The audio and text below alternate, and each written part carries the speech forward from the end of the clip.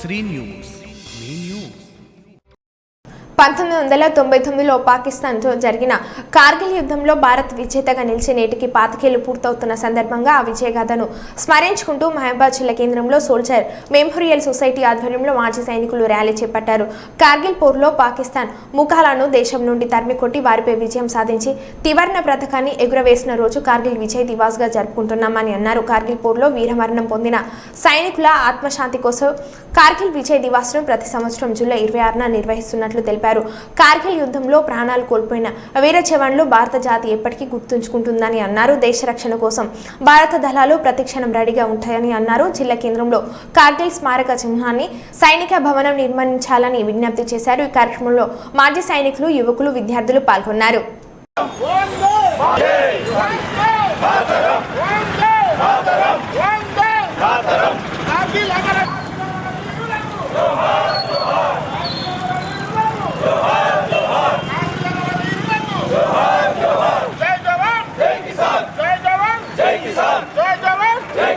దేశాన్ని ముక్కలు కానియనన్న కార్గిల్ అమర వీరులకు ఆ దేహం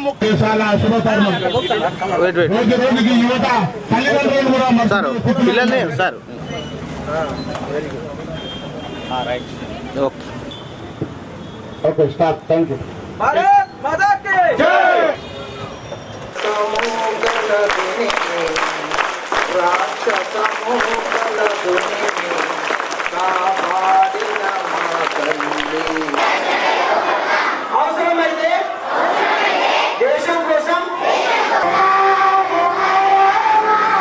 సమయాన్ని ఇస్తాం. దేశ రక్షణకై సైనికులమవుతాం. మేల్కొన్నాం మేల్కొన్నాం.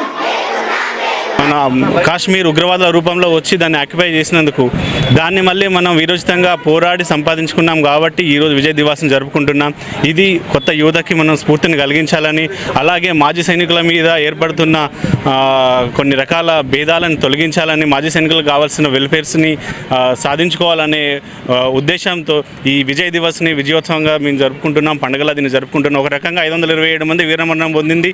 మాకు బాధే అయినా కానీ అది వీరమరణం కాబట్టి ఏ సైనికుడు దాన్ని బాధగా భావించాడు, ఏ సైనిక కుటుంబం దాన్ని బాధగా అనిపించదు, అది ఒక గర్వంగా చెప్పుకుంటారు. కాబట్టి మేము దీన్ని విజయంగా ఒక పండగలా జరుపుకుంటున్నాం.